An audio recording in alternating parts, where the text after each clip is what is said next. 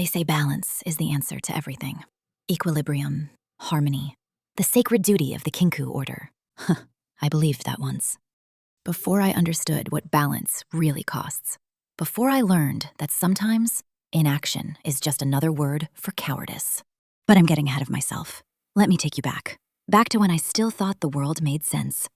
My name is Akali. No family name anymore. I gave that up when I left.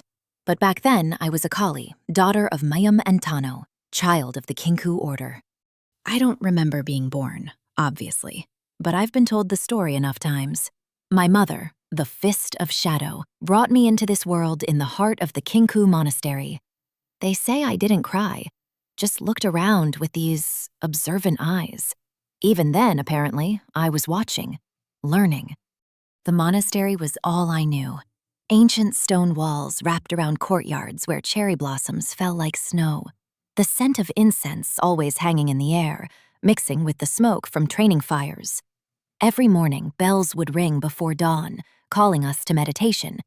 Every evening, they'd ring again, reminding us of our purpose. Balance. Always balance. My father, Tano, wasn't a warrior like my mother. He was a scholar, a keeper of traditions. He'd tell me stories about the spirit realm, about how the Kinkou served as the bridge between our world and theirs, how we maintained equilibrium so neither realm would consume the other.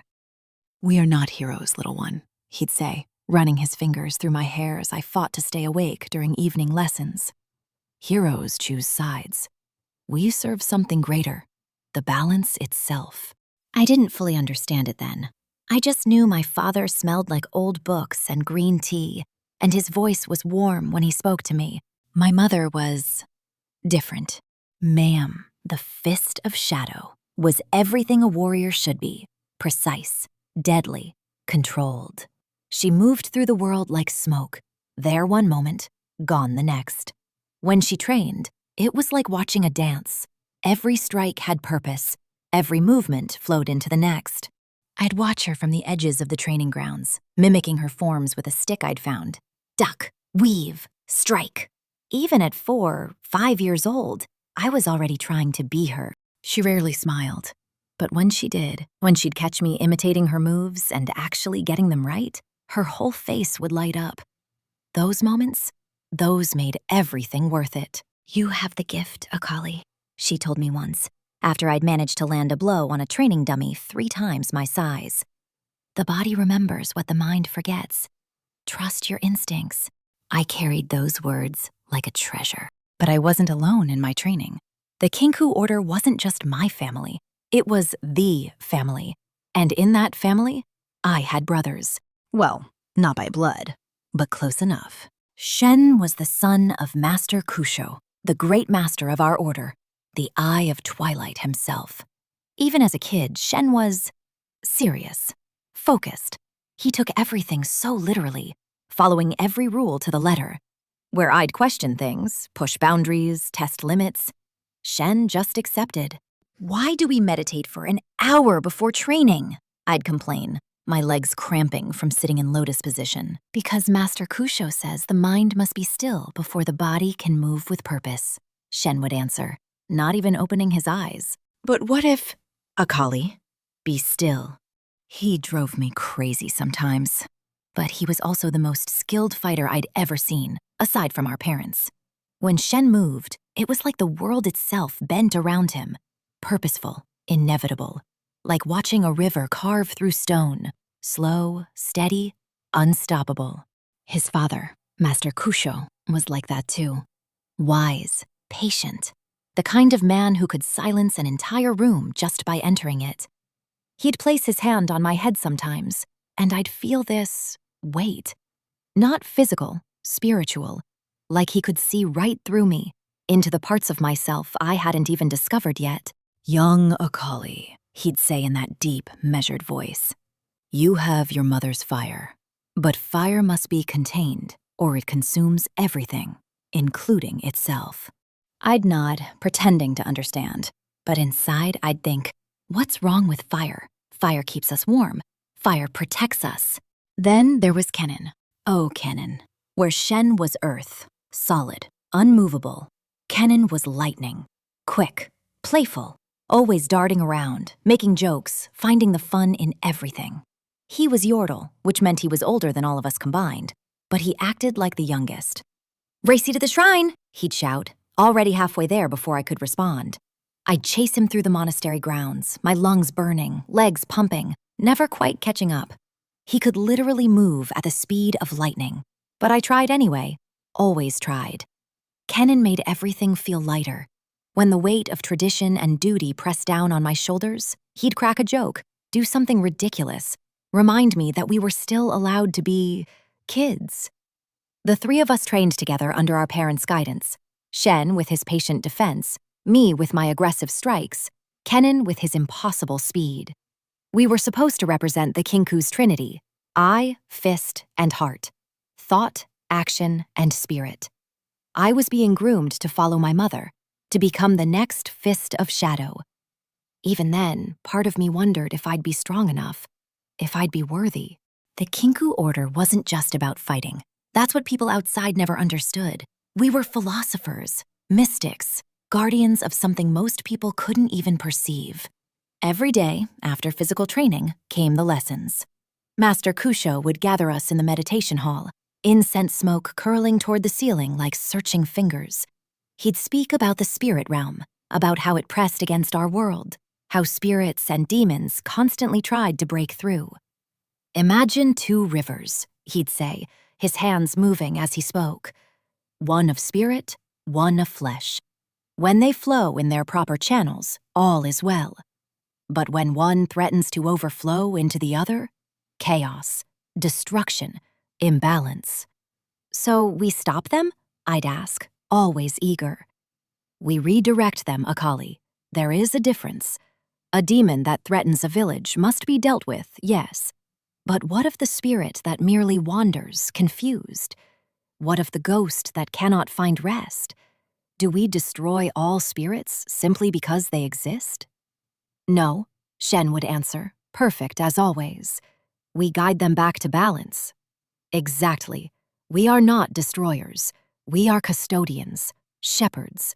We maintain the equilibrium between realms." It sounded noble, beautiful even. But even then, sitting cross-legged on those cold stone floors, I'd feel something squirming in my chest. A question I couldn't quite form yet. The Kinkou taught that action and inaction must be balanced, that sometimes doing nothing was the hardest and most important choice, that we served the greater equilibrium, not individual lives or even nations. We'd hear stories. A village plagued by a vengeful spirit, a demon crossing over from the spirit realm. And the Kinkou would investigate. We'd assess, meditate, consider, and sometimes we'd walk away. "The spirit will run its course," Master Kusho would explain. "Its rage will burn out. The natural order will restore itself. Our intervention would only prolong the imbalance." "But people are dying," I said once, during a lesson about a coastal village terrorized by a water spirit. "People die, Akali. That is the nature of mortality. Our duty is not to prevent all death. That would upset the balance between life and death itself. Our duty is to ensure that death comes naturally, not from spirits overwhelming our realm." Shen nodded, understanding, accepting. I nodded too, but I didn't understand. Not really. How could watching people suffer be balance? How could choosing to do nothing be the right choice? I pushed those thoughts down, tried to meditate them away, like Master Kusho taught. I was young. Maybe I just didn't understand yet. Maybe wisdom would come with age. Maybe. But the questions weren't the hardest part of being a Kinkou heir. The hardest part was the expectations. Everyone watched me. Every movement, every technique, every sparring match. I was Mayyım's daughter, the future Fist of Shadow. I had to be perfect. So I trained harder than anyone, longer than anyone. While other children slept, I practiced forms in the moonlight. While they played, I studied scrolls about combat theory and spiritual awareness. I had to be worthy of her, of the title. of the legacy. My mother watched me push myself. Sometimes I'd catch her expression, concern mixed with pride.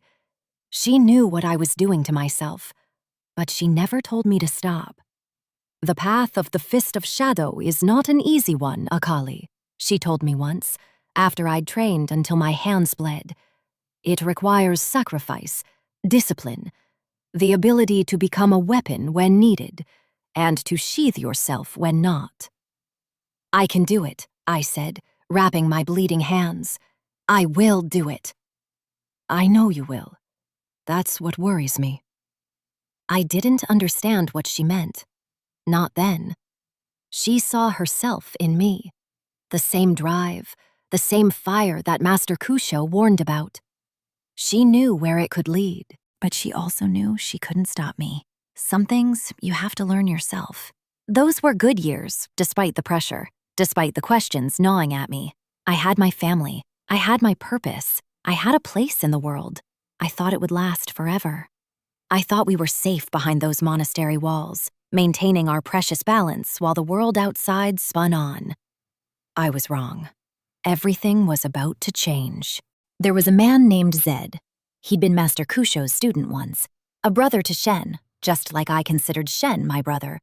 He'd left the Kinkou years before I was born, seeking power the Order wouldn't teach him. We thought he was gone, a cautionary tale, an example of what happens when you abandon balance for personal strength. We were wrong about that, too, because one day, Zed came back. And when he did, he brought shadows with him, real ones, not the controlled, sacred techniques my mother used, something darker, something hungry. He came back, and nothing was ever the same. My father's warm voice telling stories, gone. The safety of those monastery walls, shattered. My childhood, ended. That day, I learned that balance isn't just about maintaining equilibrium. Sometimes, it's about surviving when everything falls apart.